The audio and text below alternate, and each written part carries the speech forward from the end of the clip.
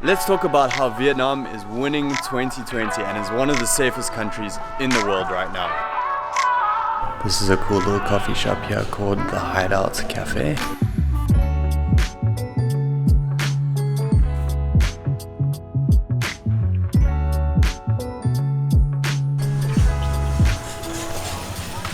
I'm Alex Stevenson from Ninja Teacher, and I'm out here in Da Nang City.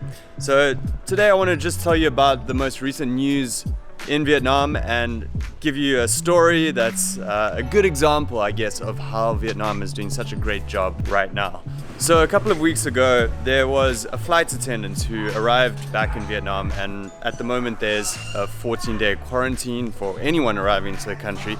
But because of, I guess, the way things work in the airlines, they have a 4-day facility quarantine and then go home for a 10-day self-isolation quarantine. So what happened was he arrived in the 4-day quarantine facility, but he came into contact with another staff member who had come back from Romania and actually had the virus, and he contracted the virus from that person. Now the problem is that they weren't actually supposed to be in contact. They're supposed to be completely self-isolated.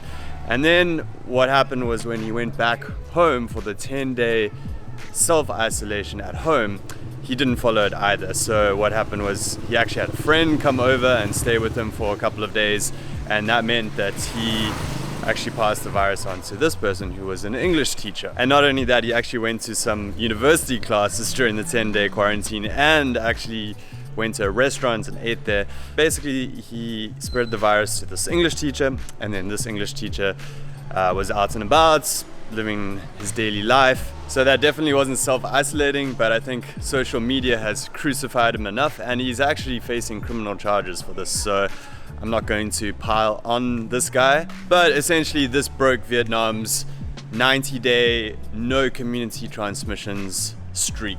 So community transmissions mean person to person within the country.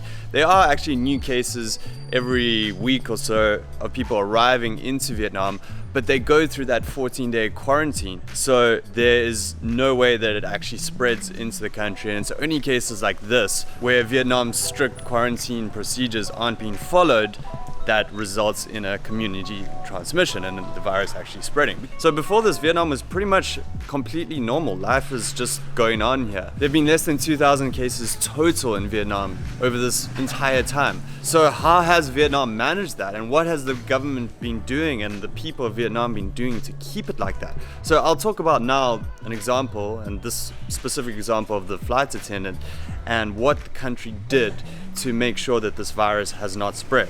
Okay, so first of all, fast action. Vietnam just does things effectively right away. As soon as something happens like this, action is taken. So there have been 2,200 people put into quarantine after this. So everyone that the English teacher, and then, there were 2 more people that contracted the virus from the English teacher that we know of so far, have actually been put straight into quarantine. Anyone that's been in contact with them. So this is contact tracing, and no one has done it like Vietnam has done it. Just really following up with everyone. Where did this person go? He went to a coffee shop. Okay, everyone that was at the coffee shop at that time of day, that person is going into quarantine for 14 days. The reason it's possible is because people will do it. You're expected to go into quarantine. You just get put in the quarantine. So I can see why some people wouldn't want to do this in the Western world or whatever, but it works, just take the hits, just go into quarantine for 14 days, and then the virus is not going to spread more. And I think people can be quite selfish nowadays. No one would want to do that, but Vietnam, the people listen to the government. It's the most effective thing, and it works. And people are following that. They're going ahead and they're just going along with it. And I think another big factor is that the government-owned media, there's a lot of newspapers and stuff that are owned by the government, so they have direct control of the information that's out there. And there's just no misinformation being circulated. There's no people denying that COVID is real. There's no people that are telling mistruths. In fact, you get fined if you spread false information here. There were some celebrities, I think, that got fined for spreading rumors about COVID cases being active when they weren't, or things like that. And the government has been very transparent. They've told everyone what's happening. They've said, okay, there's this many cases, this is happening, and then the people listen. Like the day after there's announcement, the country goes from no one wearing masks to, okay, everyone's wearing masks again. These places are closed. Public places, restaurants and stuff will be closed. So I'm on a little bit more of a busier street here, so I'm not going to walk along here because it might be a bit noisy, but got some cool little cafes. This is busy for Da Nang compared to Ho Chi Minh City in Hanoi, not that busy.